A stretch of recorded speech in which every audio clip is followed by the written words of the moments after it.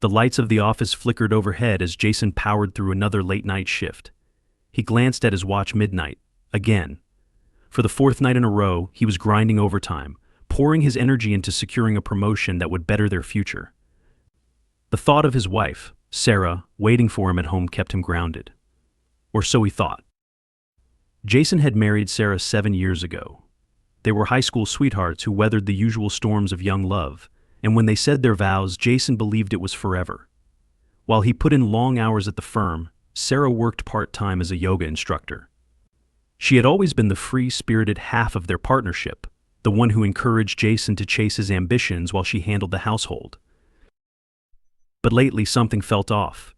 Jason couldn't quite put his finger on it. Maybe it was the way she hesitated when he asked how her day was, or the sudden increase in girls' nights out. He tried to brush it off, blaming his exhaustion and overthinking on the stress of work.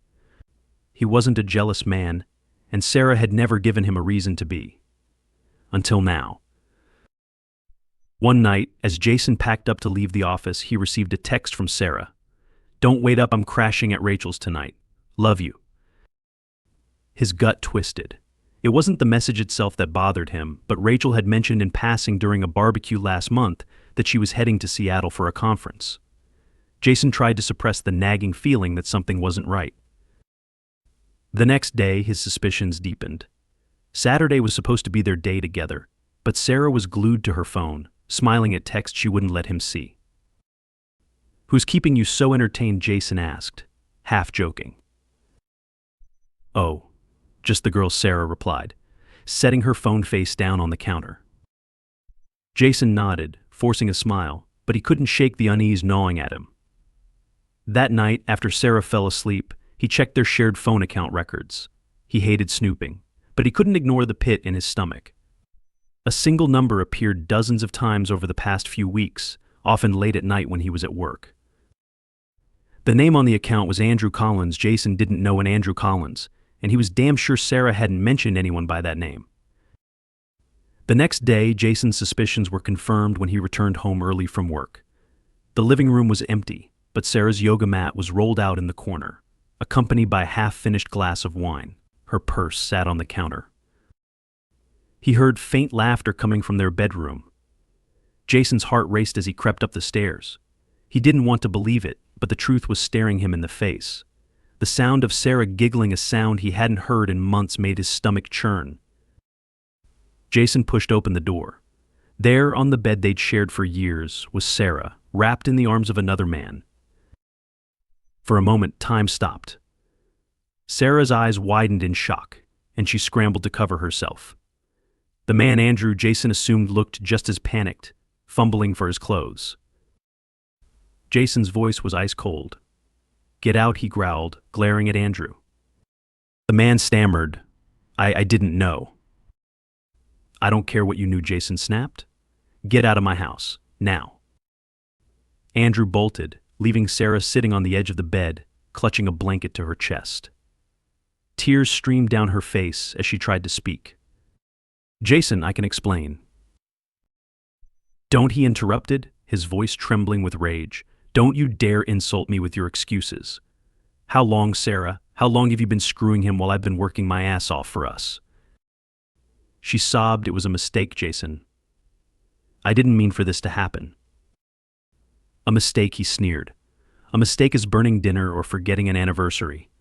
This is a choice. You chose to betray me, Sarah. Don't you dare sit there and act like this just happened." Jason stormed out of the room, his hands shaking as he grabbed his car keys. He needed air, space, anything to escape the suffocating betrayal that had just torn his world apart. It wasn't until he was sitting in the parking lot of a nearby diner, staring blankly at his phone, that the initial shock began to wear off, replaced by a seething anger. Sarah had taken the life they'd built together and thrown it away for what? Some fling with a guy who probably wouldn't even remember her name in 6 months? Jason wasn't going to let her walk away from this unscathed. When he returned home, Sarah was waiting for him in the living room, still in tears. She tried to reach for his hand, but he recoiled as if her touch burned him. "Jason, please," she begged. "We can fix this. I'll do whatever it takes." "Fix this," Jason laughed bitterly. You think we can fix this? You destroyed everything, Sarah. There's nothing left to fix. He grabbed a suitcase from the closet and began packing. I'm done, he said firmly. I'll be staying at a hotel until I can figure out the divorce papers. Sarah gasped. You can't mean that. Jason, please, don't throw away 7 years of marriage. You threw it away the moment you let him into our bed, he shot back. This is on you, Sarah, not me. As he walked out the door, he felt a strange mix of heartbreak and relief. Heartbreak for the life he'd lost, but relief in knowing he wouldn't let Sarah's betrayal define him. Jason had worked too hard for their future to let her drag him down with her.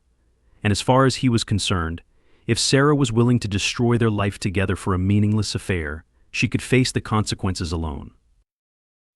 The morning sunlight streamed through the window of the hotel room, but Jason barely noticed. His phone buzzed on the nightstand, another text from Sarah. He didn't bother reading it. The messages had come in waves all night. Apologies, please, promises. It didn't matter. Nothing she could say would undo the image burned into his mind. Jason forced himself out of bed, his body heavy from exhaustion. He hadn't slept more than an hour or two, his mind racing with questions. Why had she done it? When had it started? And most importantly, how had he been so blind? After a quick shower, he grabbed his laptop and headed to the small desk in the corner of the room. He opened a search engine and typed in divorce lawyers near me. If Sarah thought he'd let this drag out, she was mistaken. A name caught his eye: Cynthia Marks, a local attorney with stellar reviews. Within minutes, he'd scheduled a consultation for later that afternoon.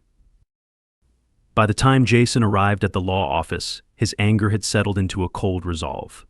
Cynthia greeted him with a firm handshake and led him into her office, where she listened attentively as he explained the situation.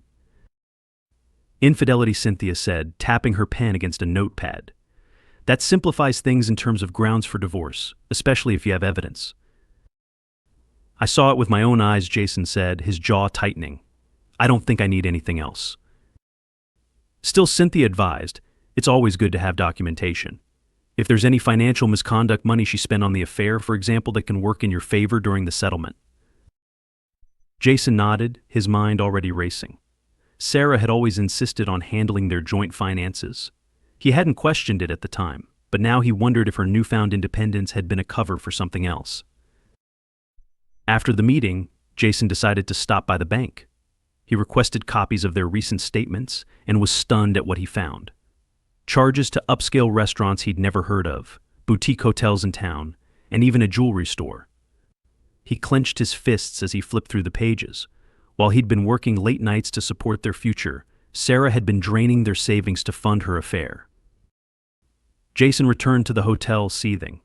He stared at his phone, debating whether to confront her now or wait until the divorce proceedings. His thoughts were interrupted by a knock at the door. When he opened it, he found Sarah standing there, her face puffy and red from crying. Jason, please, she begged, stepping inside before he could stop her. We need to talk. There's nothing to talk about, Jason said, his voice cold. I've already contacted a lawyer. Sarah's lip quivered. A lawyer? You're really going to throw everything away without even hearing me out? Jason laughed bitterly. Throw everything away? That's rich coming from you. You're the one who trashed our marriage, Sarah, not me. I made a mistake, she said, her voice breaking. I got caught up in something. You mean someone, Jason interjected. Stop sugarcoating it. You cheated, Sarah. And you didn't just cheat, you lied to my face, used my money, and turned our life into a joke. Sarah hesitated, her eyes darting to the floor. I wasn't happy, Jason. You were always working, always too busy. I felt invisible. Jason's anger flared. So your solution was to sleep with someone else? To destroy everything we built together? Do you have any idea how pathetic that excuse sounds? I'm not excusing it, she shouted, tears streaming down her face. I'm trying to make you understand. Jason shook his head, his expression hard. I understand perfectly. You're selfish. You didn't think about me or us, you just did whatever made you feel good in the moment. Well, congratulations, Sarah. You got what you wanted. And now you get to live with the consequences. Sarah sank onto the bed, sobbing into her hands. Jason watched her for a moment, his emotions a tangled mess of anger, betrayal, and something that felt like pity. But he wasn't about to let that pity soften him. "There's more," she said finally, her voice muffled. Jason crossed his arms. "What are you talking about?" Sarah looked up at him, her face pale. "Andrew, he's not just some random guy. He's my boss." Jason stared at her, the revelation hitting him like a punch to the gut. "Your boss? The one you've been working with for years?" She nodded, her hands trembling. "It started a few months ago. I didn't plan for it to happen, it just did. And then I didn't know how to stop it." Jason's laugh was sharp and humorless. "Unbelievable. You've not only ruined our marriage, but you've also jeopardized your job. Do you even realize how stupid this was?" Sarah looked away, unable to meet his gaze. "I know I messed up. But I love you, Jason. I want to fix this." Jason shook his head, his expression unreadable. "You don't love me, Sarah. If you did, you wouldn't have done this. Love isn't just words, it's actions. And your actions have made it crystal clear where your priorities are." He grabbed his suitcase and began packing his belongings. Sarah watched him, her sobs quieting as the reality of the situation sank in. "Where are you going?" she asked, her voice barely above a whisper. "Home," Jason said without looking at her. "I'm not going to let you keep me out of the house I paid for." Sarah stood, reaching for his arm. "Please, Jason, don't do this." He pulled away, his expression hard. "You made your choice, Sarah. Now I'm making mine." When Jason returned to the house, it felt strangely empty, even though everything was exactly as he'd left it. He sat down at the kitchen table, staring at the divorce papers Cynthia had emailed him earlier. It was time to take the next step and reclaim his life without Sarah. As he signed the papers, a sense of relief washed over him. He wasn't just ending a marriage, he was freeing himself from the lies and betrayal that had consumed his world. Jason knew the road ahead wouldn't be easy, but for the first time in weeks he felt a glimmer of hope. He was done being a victim. From now on, he was going to put himself first, and no one, not even Sarah, was going to stand in his way.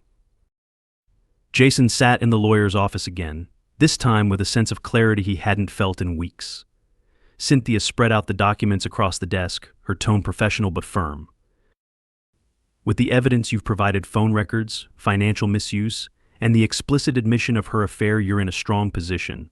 We'll push for a swift divorce, and given the circumstances, you should retain the majority of assets. Are you ready to proceed?" Jason nodded. "I'm ready.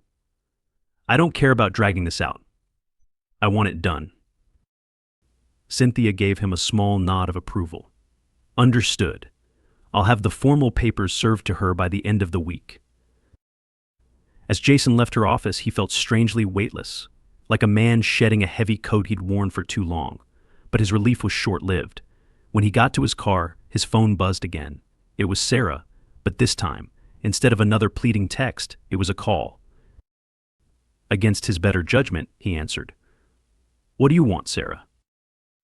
"I need to talk to you," she said, her voice shaky. "It's important." Jason's patience was paper thin. "We don't have anything left to talk about. The lawyers can handle everything from here."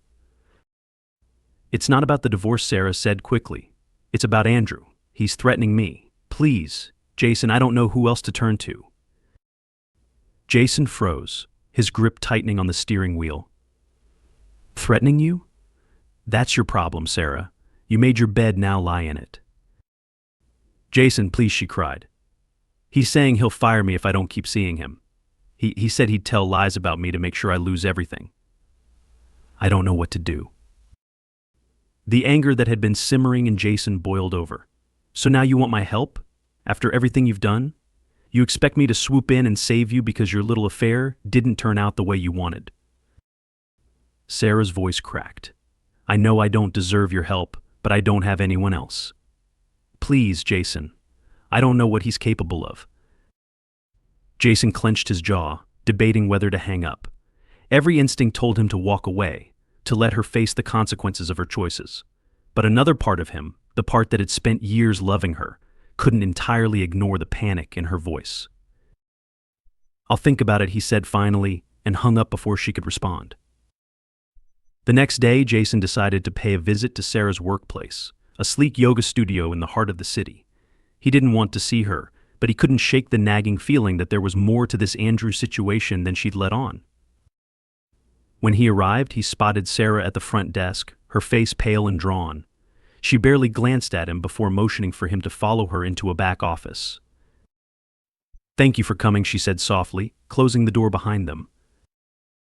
"Don't thank me," Jason snapped. "I'm not here for you. I'm here because I want answers. So start talking." Sarah took a deep breath, wringing her hands. "Andrew and I, it wasn't just an affair. At first it was just flirting. I didn't think it would go anywhere. But then he started pushing for more, and when I tried to back out, he got aggressive." Jason's eyes narrowed. "Aggressive how?" "He'd show up unannounced, call me constantly, and when I told him I didn't want to keep seeing him, he said he'd make my life hell. He's my boss, Jason. He has all the power." Jason leaned back, crossing his arms. "So what do you expect me to do? I'm not a marriage counselor, and I'm sure as hell not your knight in shining armor. I just need you to help me figure out how to get away from him," Sarah pleaded. "I can't lose my job, Jason. I don't have anything else." Jason's laugh was cold and bitter. "You're unbelievable. You dragged me into this mess, and now you want me to fix it. Do you even hear yourself?"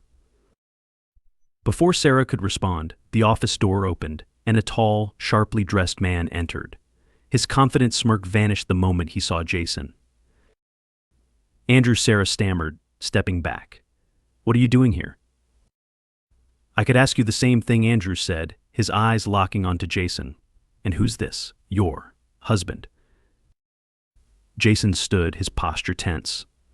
"That's right. And I'd suggest you tread carefully." Andrew's smirk returned, though it didn't reach his eyes. "Well, isn't this awkward? Sarah, you didn't mention your husband was still in the picture." Jason took a step closer, his voice low and menacing.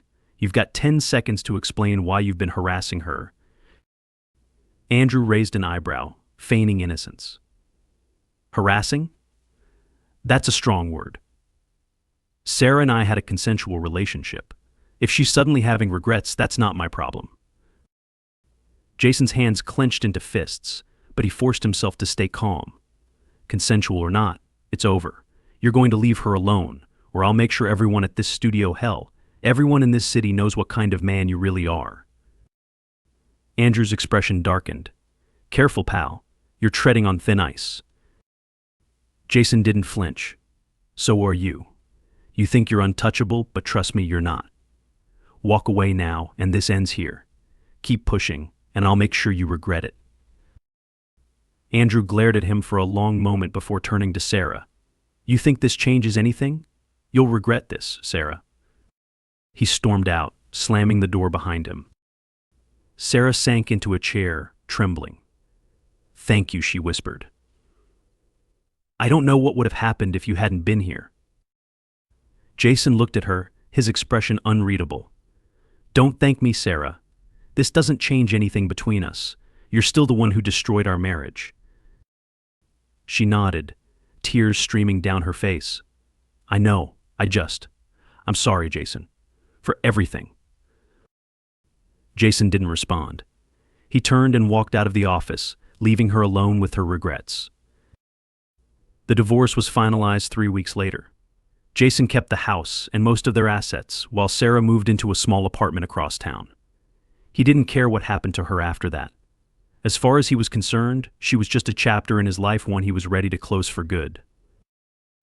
Months later, Jason sat in a coffee shop, reviewing paperwork for a new business venture he'd been planning.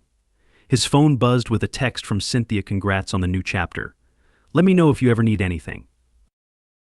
As Jason looked out the window, he felt a sense of peace he hadn't known in years. He was finally free to rebuild, free to move forward, and free from the weight of Sarah's betrayal. And for the first time, he knew he'd be just fine. Jason pulled into the driveway of his house, the house that was now officially his alone. The divorce settlement had been finalized the day before, and the weight of Sarah's betrayal felt significantly lighter now that the legal ties had been severed. He unlocked the door and stepped inside, dropping his briefcase on the kitchen counter. The stillness of the house was oddly comforting. For months, it had felt like a battleground, every corner a reminder of Sarah's lies. Now, it felt like a sanctuary, a clean slate. His phone buzzed on the counter. For a moment, he hesitated, half expecting another unwanted text from Sarah. But it wasn't her. The name on the screen read, Rachel. Jason frowned. Rachel was one of Sarah's closest friends, the one she'd supposedly stayed with during her affair. He hadn't spoken to her since the night everything fell apart. Against his better judgment, he answered. Jason, it's Rachel, she said quickly, her voice tense. I know this might be the last thing you want to hear from me, but I need to talk to you. It's about Sarah. Jason's grip on the phone tightened. I don't care what's going on with Sarah. She's not my problem anymore. I know, Rachel said, her tone softening. But this isn't just about her. It's about you too. Please, can we meet? I'll come to you. Jason sighed, annoyed at the intrusion into his newfound peace. But something in Rachel's voice piqued his curiosity. Fine. Be here in an hour. When Rachel arrived, Jason led her into the living room. She sat on the edge of the couch, wringing her hands. Jason stayed standing, arms crossed, watching her closely. Spit it out, he said flatly. I don't have all day. Rachel took a deep breath. I know I should have said something earlier, but I didn't think it was my place. Now I feel like you deserve to know the whole truth. Jason raised an eyebrow. The whole truth? What are you talking about? Rachel hesitated, her eyes darting away. Sarah lied to you about a lot of things, and not just about the affair. Jason's patience snapped. Enough with the cryptic bullshit, Rachel. What are you trying to say? She's been hiding money from you, Rachel blurted out. For years. Jason froze. What the hell do you mean? Rachel swallowed hard. She opened a separate bank account and started funneling money into it. At first it was small amounts, but over time it added up. I only found out because she slipped up one night when we were out drinking. She bragged about having a safety net in case things went south with you. Jason stared at her, his jaw clenching. And you didn't think to tell me this before. I wanted to, Rachel said, her voice trembling. But she's my best friend. I didn't know how to handle it. After everything that's happened, I couldn't keep it to myself anymore. Jason turned away, pacing the room. His mind raced as he replayed conversations with Sarah, moments that now seemed glaringly obvious in hindsight. The unexplained expenses, the insistence on managing their finances. She'd been planning her escape long before the affair. Do you know where this account is? Jason demanded, his voice low and dangerous. Rachel nodded. She mentioned it was at Valley Federal. She thought she was so clever, keeping it under a fake name. Jason grabbed his phone and pulled up Cynthia's number. He dialed without hesitation. Cynthia, it's Jason, he said when she answered. We need to talk. Now. Within an hour, Jason was sitting in Cynthia's office again, the tension in the air palpable. After explaining what Rachel had told him, Cynthia's expression hardened. If this is true, it's a clear violation of asset disclosure, she said. In the divorce agreement, she was required to provide a full accounting of all her financial accounts. Hiding money is not only unethical, it's illegal. Jason's jaw tightened. How do we prove it? Cynthia leaned back in her chair, thinking. We'll subpoena her financial records from Valley Federal. If the account exists, she's in serious trouble. Days passed before Cynthia called Jason with an update. The account was real, just as Rachel had said, and Sarah had been siphoning money into it for over 3 years. The total amount was staggering, nearly $80,000. Jason's anger reignited as he stared at the account statements Cynthia had forwarded to him. Sarah's betrayal ran even deeper than he'd imagined. What can we do about this? Jason asked when he met with Cynthia again. We'll file a motion to amend the divorce settlement, Cynthia explained. Given the circumstances, the court will likely order her to repay the hidden funds, and you may be entitled to additional damages. This is a serious breach of trust.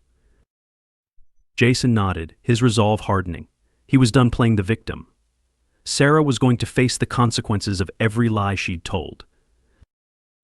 A week later, Sarah was served with the motion. She called Jason almost immediately, her voice panicked. "What the hell, Jason," she shouted. "You're trying to ruin me." Jason's laugh was cold. "Ruin you? You did that all on your own, Sarah? Hiding money from me while I was breaking my back to support us? You're lucky I don't press charges?" "I needed that money," she cried. "I didn't know if you'd leave me someday, and I—" "Spare me the sob story," Jason interrupted. "You didn't hide that money out of fear. You did it out of greed. You wanted a way out before you even gave me a chance. Well, congratulations, you're out. And now you're going to pay for it." Sarah's voice broke. "Jason, please. I don't have that kind of money anymore. I had to use most of it after the divorce." "That's not my problem," Jason said, his tone icy. "Figure it out." The court hearing was swift and decisive. The judge ruled in Jason's favor, ordering Sarah to repay the full amount she'd hidden, along with an additional penalty for her deception. She left the courtroom in tears, but Jason felt no sympathy. By the time Jason walked out of the courthouse, he felt a sense of finality. Sarah was no longer a part of his life, a truth he welcomed with open arms. As he drove home, the sun broke through the clouds, casting a warm glow over the road ahead. Jason smiled for the first time in months. The storm was over, and he was finally free.